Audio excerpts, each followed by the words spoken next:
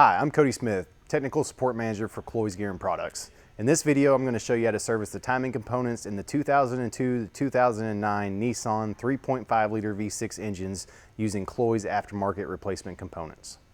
The Nissan 3.5 liter V6 engines use one of two different timing kits depending on application, the 90720S or the 90720SA for 2002 to 2009 coverage.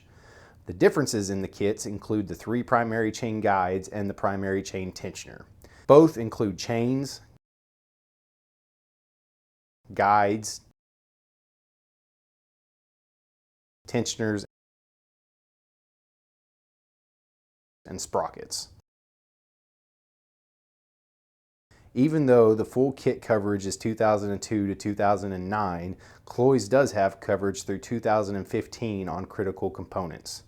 Use the Cloyes Buyer's Guide to ensure you order the correct kits or components for your application. We will be installing the more popular 90720S kit in this video. A few quick notes before we get started. Engine removal may be required to service the timing components in some vehicle applications. Also note that in order to remove the front engine cover, the upper and lower oil pans must be removed. One more thing, this is an interference engine, so take care when rotating shafts individually. Once the front engine cover and rocker covers have been removed, you'll need to rotate the engine to number 1 top dead center. Align the crankshaft key to the mark on the oil pump and ensure the primary cam phaser timing marks are at 10 o'clock on the right bank and 2 o'clock on the left bank. You are now ready for timing system disassembly. Start by removing the upper chain guide. Next, remove the primary tensioner and tensioner guide.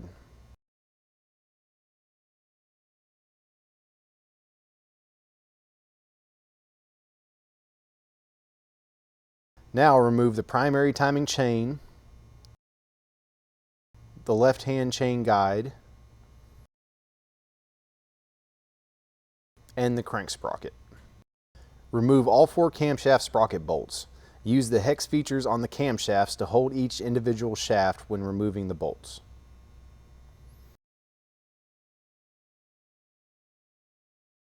Before removing the sprockets and chains, compress the secondary tensioners and insert a paper clip into the retaining pin hole of each tensioner. This will lock the tensioners into their deactivated states.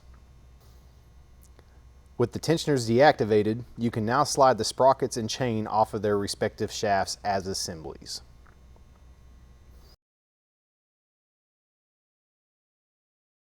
Next, remove the cam phaser control solenoids and discard the gaskets. These gaskets should not be reused. Remove the top front intermediate timing cover bolts that attach to the front cam bearing caps.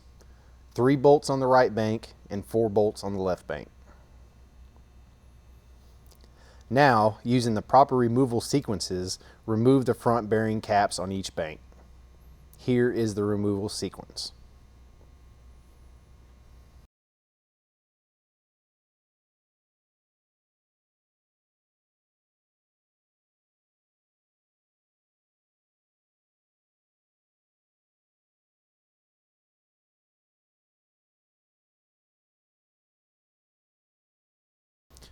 With the bearing caps removed, remove the secondary chain tensioners.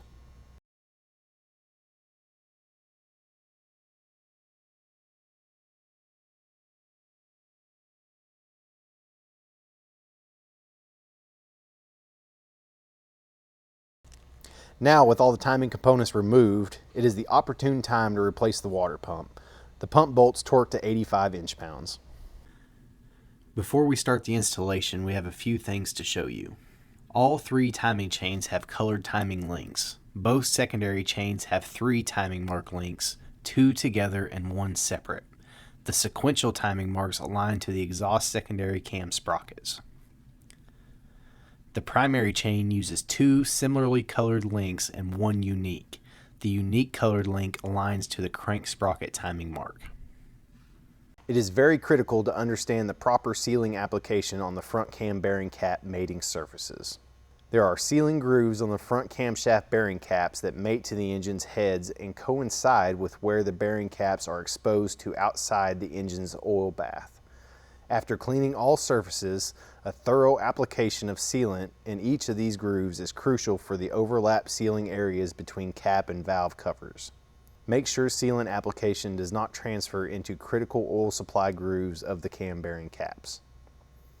The front camshaft bearing caps also have sealant transfer surfaces from the back of the rear timing system case. These surfaces will seal from the sealant application on the back of the rear timing system case. It is critical that the oil ports going through the rear timing system case are not contaminated with sealant. We are now ready to start the assembly. Start by installing the secondary timing chain tensioners. Torque the bolts to 75 inch-pounds. Next, reinstall the camshaft bearing caps. Before we do, let me explain that the rear timing system case should be removed in order for proper installation of the front camshaft bearing caps. We have found that if you are careful, you can reinstall the caps without excessive sealant smear. Apply sealant to the clean mating surfaces and carefully position the bearing caps into place. Try to prevent sealant smear as much as possible.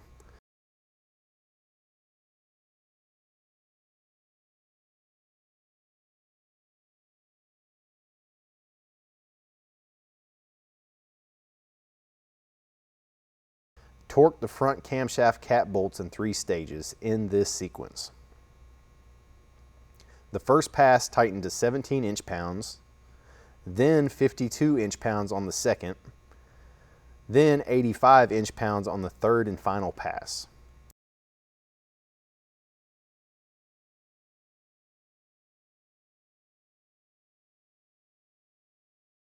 Once the cap bolts are torqued, install the rear timing system case to bearing cap bolts.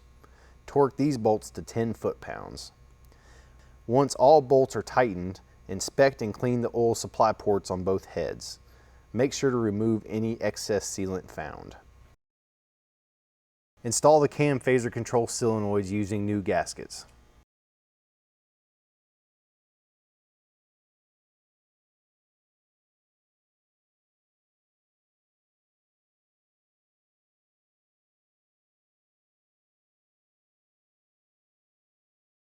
Now we can install the secondary chains and sprockets on each bank.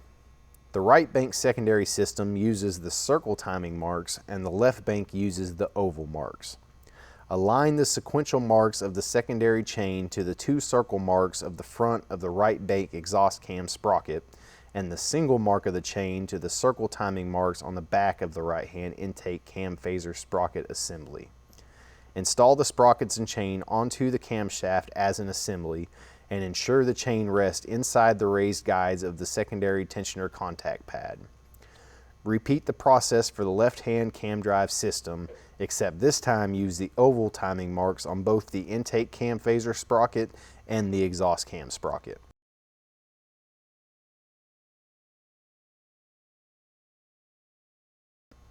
Recheck all timing marks and then tighten the cam sprocket bolts.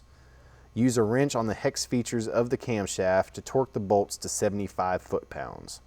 When finished, go ahead and pull the activation pins on both secondary tensioners. Now install the crank sprocket. Make sure the timing mark is facing forward.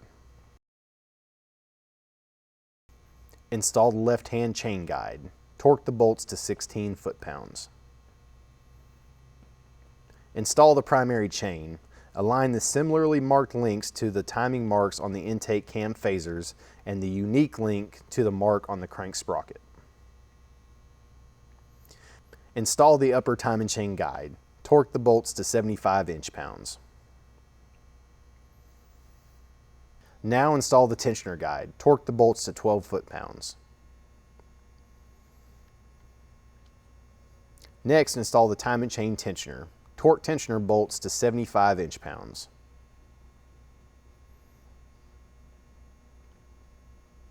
Now go ahead and recheck all the timing marks. Once confirmed, pull tensioner activation pin. You're now ready to reinstall the rocker covers and the front engine cover. Once again, make sure all surfaces are clean and sealant coverage is thorough yet not excessive. Thanks for watching. If you have any questions, please call our tech line. Please subscribe to our channel.